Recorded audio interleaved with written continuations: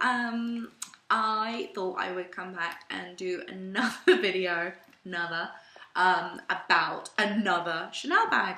I promise I'm not this like crazy Chanel bag hoarder that, you know, lives in a mansion, because clearly, who just buys Chanel bags. I swear I do other things with my life. However, I thought I would share some thoughts on this one. So this is the classic flap, and it's in the larger size. So some people think of this as a jumbo, some people think of it as a classic flap in the large, but it's like, it's big. Like, I've got a big head, but it's still much bigger than my head, if that gives you an idea of the proportions. So I was always like, oh, I love that bag. I love it. I want that bag. I want it so much, but it's so much money. I can't ever have it. Blah, blah, blah. And then every 6 months, the price goes up. Or I think it's every 6 months, but it goes up fairly often.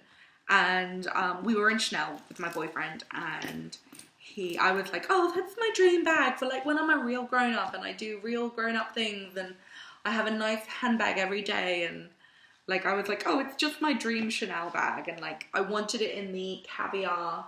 Can you see? Like the caviar leather. So it's got like a slightly grainier finish. That's the caviar leather. It's kind of like, I think it's been treated, and it's more hard wearing than the lambskin. This is an example of the lambskin. So many Chanel handbags in one little doorway.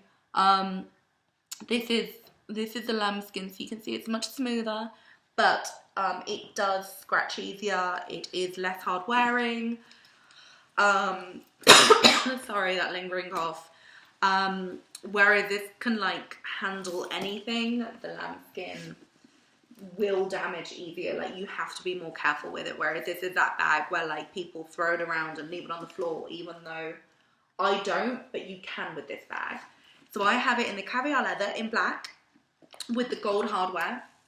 It does also come in silver, but I don't know what it is. I like the silver hardware in the boy bag, and I like the gold hardware in the classic flap. I don't know why, I just think it looks cuter that way. So the nice thing about this bag is you can wear it with the double strap, and it kind of sits under your arm at quite a nice length. It's not too much, like, that's attractive. It's not too much, like, in your armpit. It's like, it's a nice kind of like height when you've got it like this.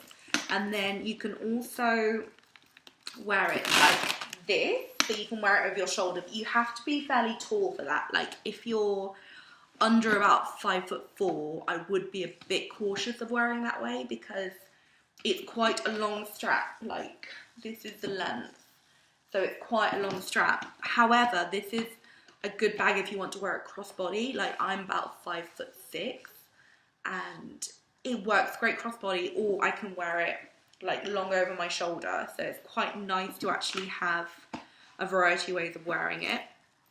It's got a flap on the back, which I actually keep this inside. It's like, you know, you know when you go to a restaurant and you have a table and you literally, it's so lame.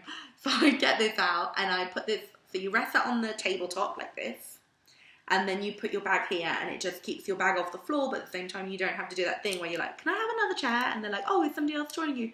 No, it's for my handbag. So I actually carry this around, which is probably a bit silly and whatever.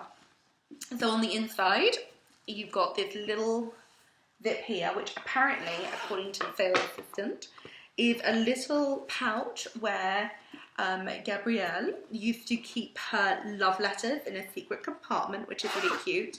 And then you can actually fit things in this little slot here.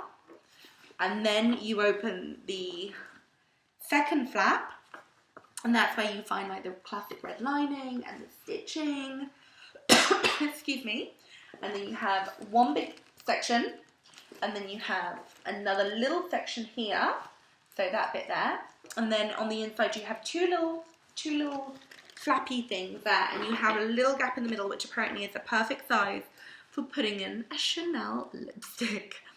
I love this bag. I love it with all my heart.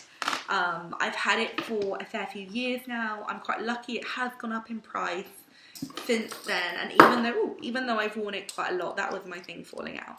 Even though I've worn it quite a lot, I still think it looks like, if I was going to resell it, I'd be like, oh, excellent condition, barely used, but actually it's being used a lot.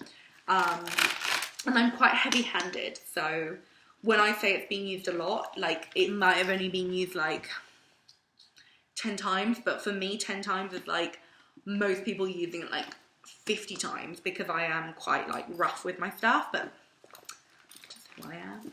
I don't mean to be, like, it's not like I'm gonna throw this on the floor and beat the shit out of it. It's just I'm quite clumsy. Oh, I've got a speed wrapper. So yeah, I love this bag. I do love it. I love it with like coats. I love it worn like this. I love it like as a crossbody.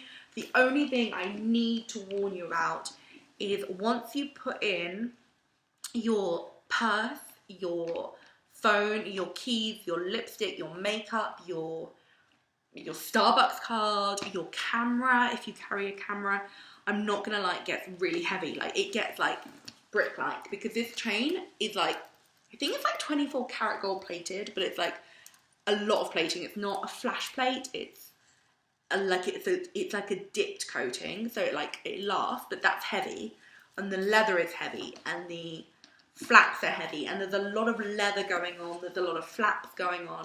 There's basically a lot of things which make this bag heavy. So once you put your stuff in, if you are carrying around a camera and you are a change hoarder, like, you will find this bag gets heavy. So I really want to warn you, because I feel like sometimes you go into the shop and you're like, I'm so blindsided, I love it so much, it's my dream bag, and I can fit like a bottle of water in it, and my camera and my purse and all my change ever.